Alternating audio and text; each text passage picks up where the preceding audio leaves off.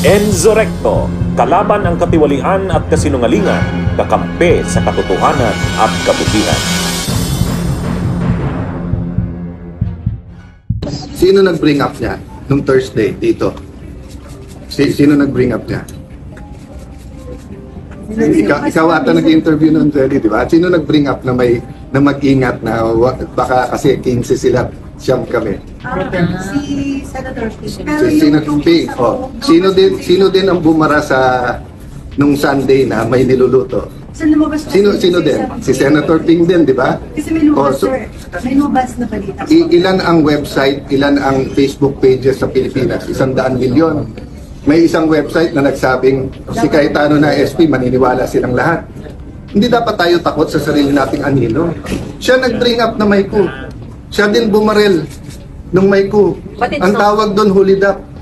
Itong si Alan Peter Cayetano, sabi niya tungkol sa usapin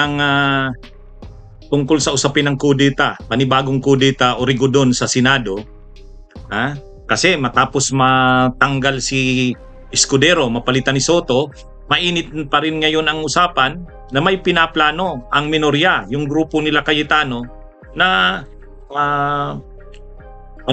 tanggalin, palitan si Soto. Siya ang papalit sa Cayetano. Sa bagay na yan, ang sabi ni Cayetano, ang kudeta laban kay Soto, laging mayroong posibilidad niyan. Timing lang daw ang hinihintay niyan. Timing. But it's not true, sir. But sir, The minority always wants to be the majority. The majority never wants to be the minority. Pero nung sinasabi niyo nung Thursday na may balak kami, nagmi-meeting kami about our agenda. But you categorically deny, sir, na may niluluto po kayo. The minority always wants to be the majority. So sir, naliligaw pa rin kayo ng ilang members ng Not majority? actively. May timing yan eh. Di ba yung kakaupo nila eh. Siyempre solid pa sila. Ano naman talaga yan? Sa isang banda, totoo rin naman yung sinasabi ni Cayetano na siyempre yung minorya, nagpaplano talaga yan na matanggal si Soto. Lalo na ngayon na ang dami nilang nagiging problema nila si Soto, nagiging problema ng minorya. Bakit? Unang-una, ang tingin nila Villanueva at saka ni Estrada, hindi sila pinuprotektahan ni Soto. Ay siyempre naman, sabi naman nila Senate President Soto at ni yung chairman ng Blue Ribbon Committee, Ping Lacson, ang policy nila kapag may na-involve na senador o empleyado ng Senado, hindi nila yan puprotektahan. Masagasaan na ang masagasaan. O siyempre, ayaw niyan ng minorya kasi sila yung nai-involve ngayon sa anomalya si Estrada at si Villanueva. At mayroon pa dyan na posibleng ma-involve. Lalo na si Cayetano na mayroon ding sa Taguig na teritoryo niya, baluarte niya. Mayroon ding mga proyekto ang mga kumpanya ni Diskaya, yung St. Timothy at saka Alpha and Omega. Mga 1 billion taong 2022 at 2023. Yan, lumalabas din yan. Pag may lumabas dyan na anomalya sa mga proyekto na yan, mahahagip dyan si Cayetano. Malamang may involve siya dyan. Kaya talagang grabe yung kanilang pinaplano, totoo naman yan, na mapalitan si Soto. Kaya lang, paano nila magagawa yan? Naghihintay sila ng timing. Tama yan si Cayetano. Sabi nga ni Cayetano, ang minorya, laging gusto niyan sila ang maging mayorya. At ang mayorya, siyempre, ayaw na niyan makabalik sa minorya. Totoo yun. Itong si Cayetano, tama yung sinasabi niya. Kaya nga, ang tanong na lang, kailan yan mangyayari? Ano yung hinihintay nilang timing? So naghahanap sila ng malaking pagkakamali ni Tito Soto at saka ni Lacson. Hindi pa namin napag-usapan sa minority na kung meron man pagpapalit sino. Pumayag sila na ako'y minority leader. Wala pang nag-uusap as a group kung sinong Senate President. Ngayon, kung may discontent sa 15, problema nila yon, hindi namin problema yon. So sila nag-bring up, tapos sila din babarel. Sila din magsasabing may plot. Sila na nga nagpla-plot. Election pa lang sinasabi ng papalitan nila si Senator Escudero. So we are minding our own business. With all due respect, Mr. Majority, mind your own business also. Huwag niyong pakialaman yung minority.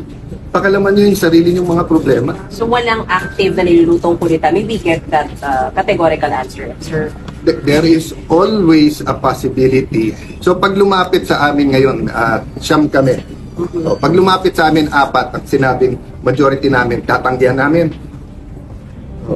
Tatanggihan namin.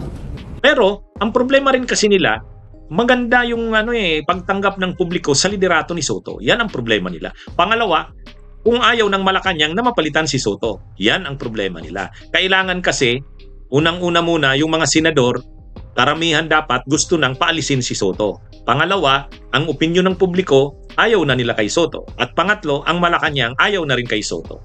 Sa pagkakataong ito, mahirap sabihin na ayaw ng taong bayan kay Soto kasi nagugustuhan ng taong bayan yung ginagawa nila Soto at Lacson na walang pinapalibre kahit pa senador yan.